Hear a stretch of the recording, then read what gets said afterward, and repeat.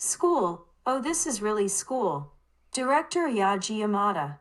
This movie's title is School, and these movies include contemporary dramas, such as It's Tough Being a Man, The Yellow Handkerchief of Happiness, The Call of a Distant Mountain, An Idiot is Coming in a Tank, and Hometown, as well as historical dramas such as Hidden Ken Torizashi, Samurai Ichiban, and Tasugar Sibi were produced by Yoji Yamada, one of Japan's leading film directors, and it seems that School has been warm to his heart for 15 years.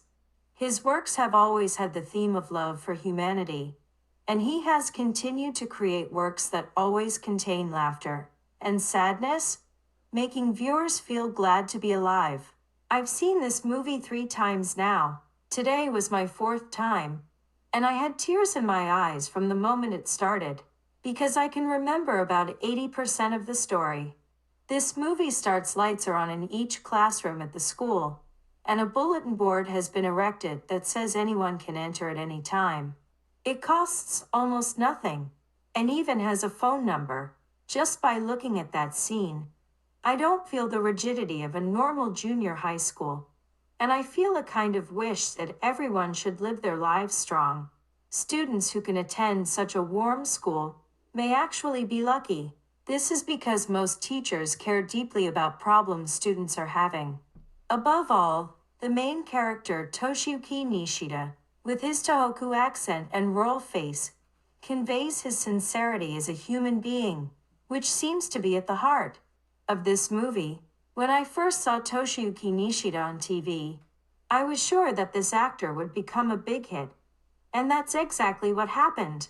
You'll know at the moment you see it. After all, Yoji Yamada is trying to teach us how to live honestly, just like in this movie.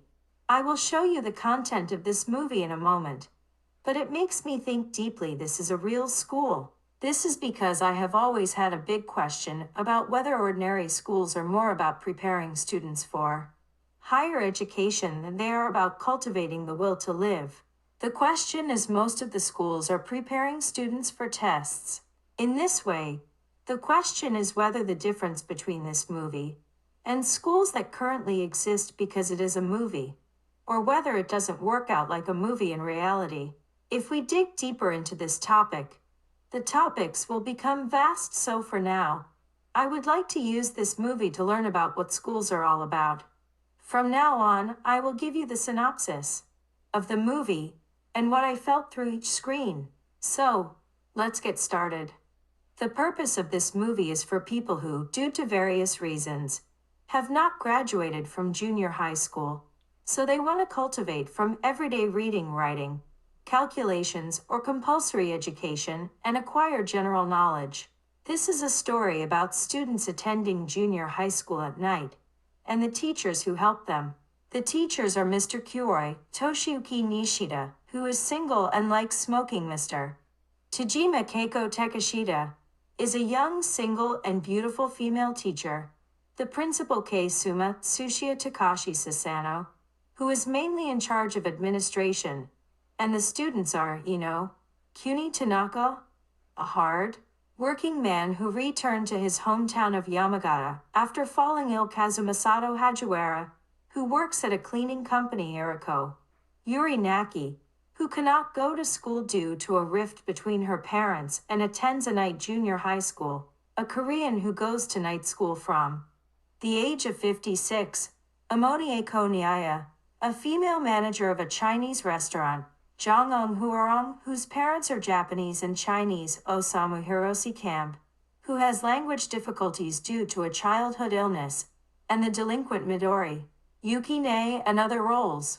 There are famous actors in the roles of this movie. Therefore, I will introduce them each time. The principal told Kuroi about his transfer, and says again, although the students recognize Kuroi's contribution to night junior high school, exchanges between personnel are necessary for night junior high school as a whole. When you look at the whole thing, it's a negative thing for an excellent teacher like you to stay in one school for a long time. However, Kuroi is adamant that he refuses, saying that he wants to become a full-fledged member of this school, because it is important for students who are nostalgic for their alma mater to have someone they know when they visit. Both Principal and Kuroi's opinion are right, but I think it is need to have some balances. From this point on, the film focuses on the 7 students introduced individually and follows the story. Kuroi tells the students that they will be asked to write a manuscript for a collection of commemorative essays that will be presented at the graduation ceremony in March. All students were to write an essay on the theme of their graduation. First, Amoni, who runs a yakiniku restaurant, will introduce you on the screen. Amoni was 56 years old when she entered Knight Junior High School. She began by saying that she had trouble remembering things and learning how to write was very difficult. From here, the screen goes back in time and takes place 1 or 2 years ago. Mr. Kuroi said, didn't you just work on the word flower the other day? When she was told this, Amoni complained, slamming her hands on her desk and crying, saying that she was not very smart and would forget things easily even if she memorized them. Mr. Kuroi, what is so stupid about? Amoni, can you make a fool of yourself by making a successful yakiniku restaurant with just your skills and raising 3 children in such a busy time? Omni took off his glasses and cried in frustration. Omni is tired today, so he should take a little rest. Kuroi encouraged. I felt that Kuroi's way of encouraging Omni while explaining in a way that everyone could understand the hard work Omni put into running her shop and the hardships of raising 3 children was the best kind of guidance. By the way, I'm amazed at her courage to decide to enroll in a Knight Junior High School at the age of 56, and her guts to continue with that decision. I wonder what percentage of people can do what Amoni did in order to obtain a junior high school diploma while attending Knight Junior High School. She is so amazing and great. Knight Junior High School was truly valuable for her. There are Knight High School for peoples like her. The kindness of the person who first thought of this idea will continue to help people forever.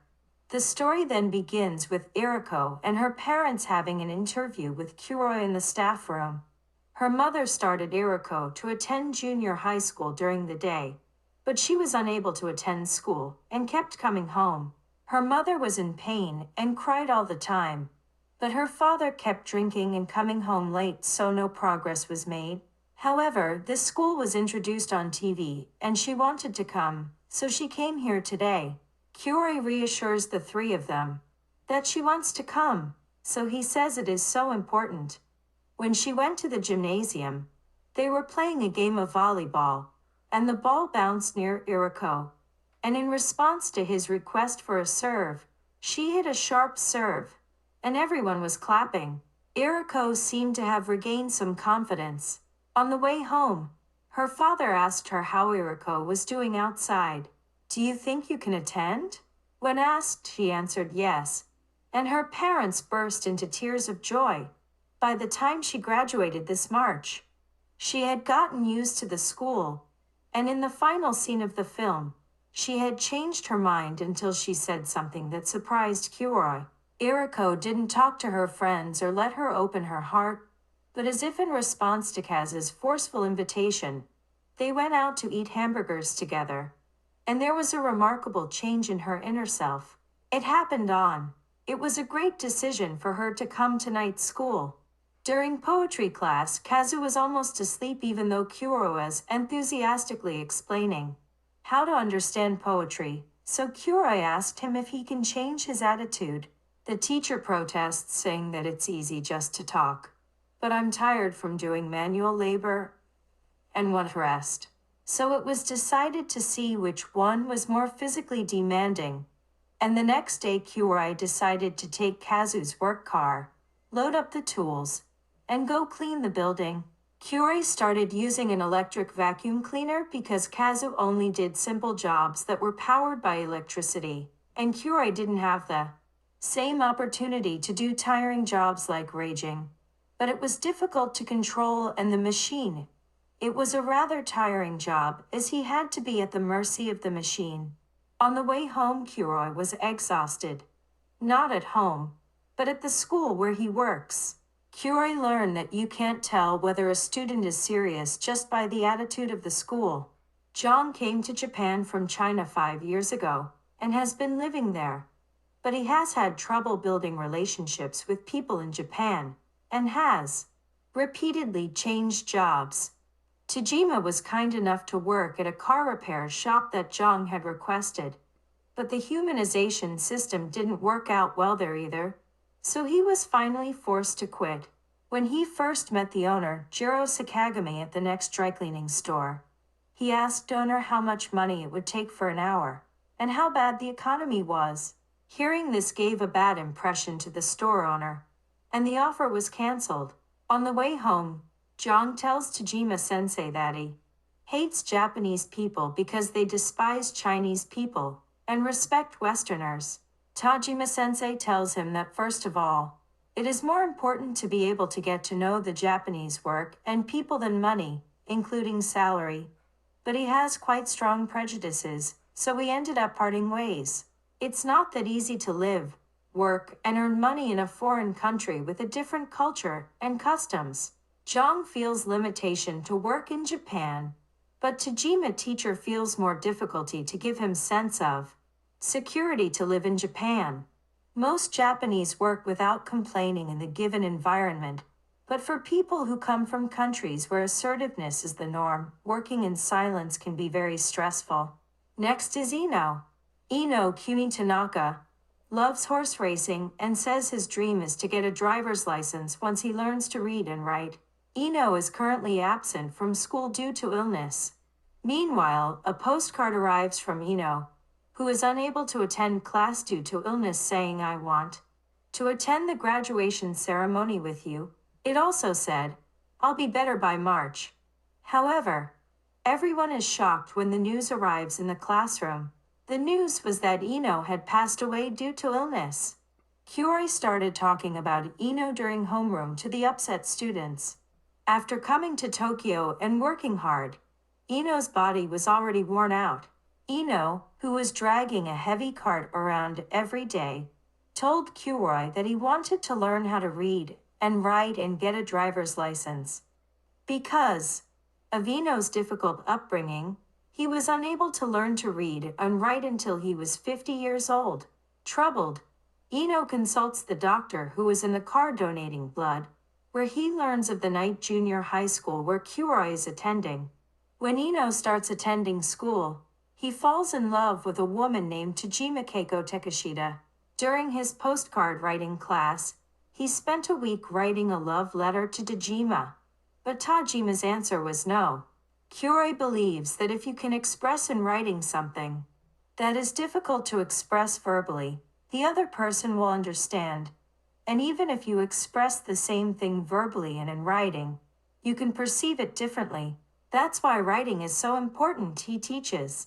Ino honestly wonders if he can express his feelings easily in writing. So he decides to send a postcard to Tajima. Since he could not write well, he used a ruler and took his time writing each letter. There was something incredibly cute about Ino's facial expressions and effort as he wrote each letter, bending her mouth to the side and bending her body from side to side.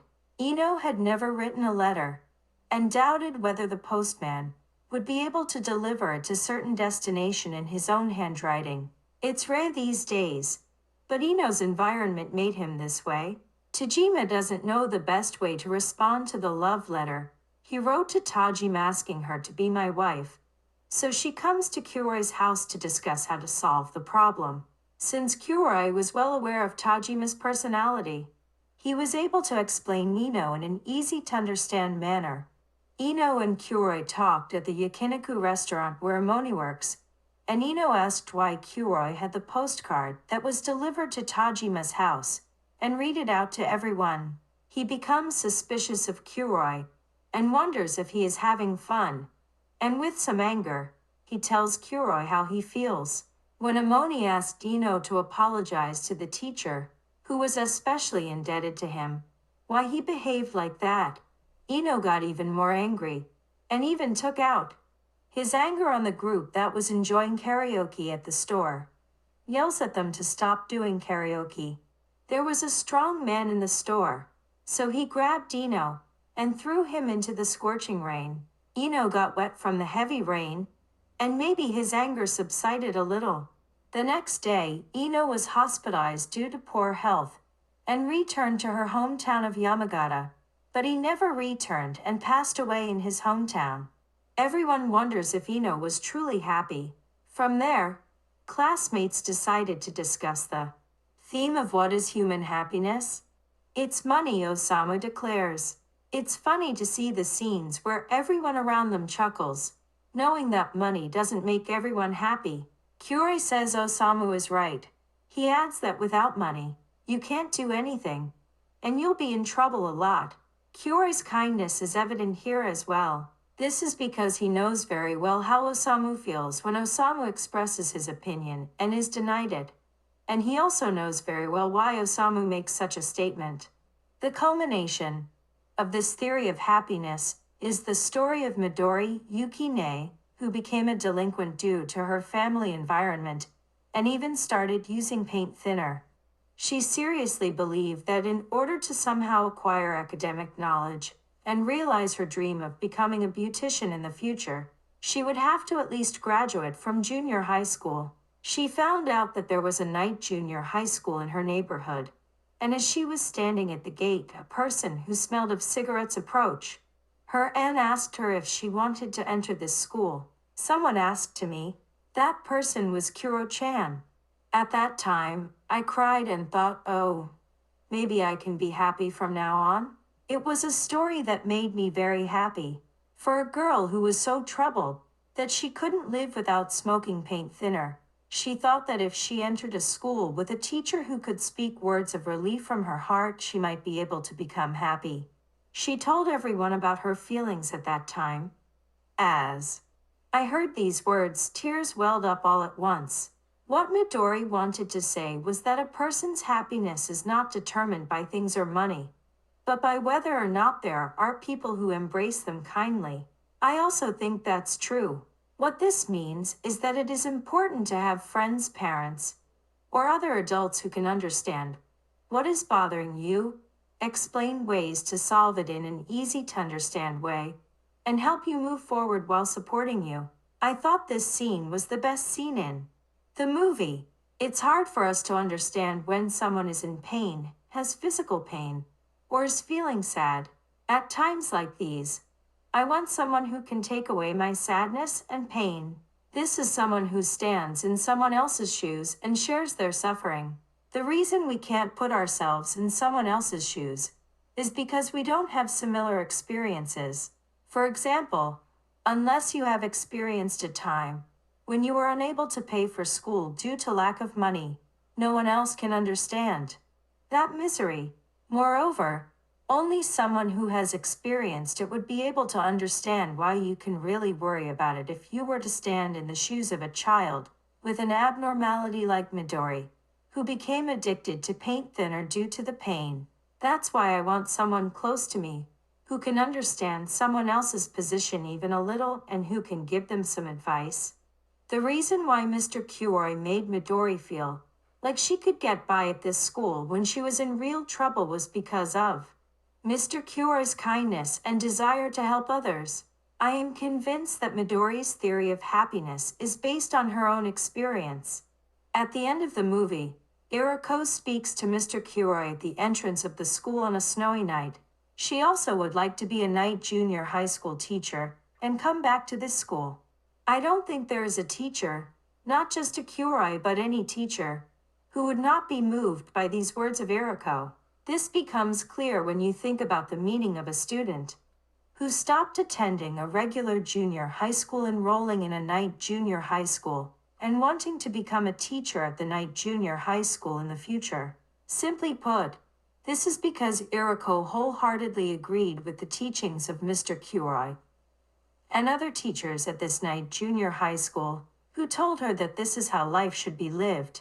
She said it was because she learned the joy of being a human being, which she couldn't learn at school during the day. This is because when Eriko was suffering, she encouraged her and learned her philosophy of life. which is to live strong. That's what I meant when I said at the beginning that you can learn more about life and become a true human being at night school than at daytime school. True education requires more than just the subject matter. But when you go to an upper-level school, you take a subject test, and that pretty much determines where you go. Students know this more than teachers. Therefore, the true feelings of the students must be why teachers do not understand their feelings. After watching this film, we need to think carefully about what schools are supposed to do and what kind of education we should provide in the future. This movie already says that what do you need to have a happy life, and there is a school to know about it.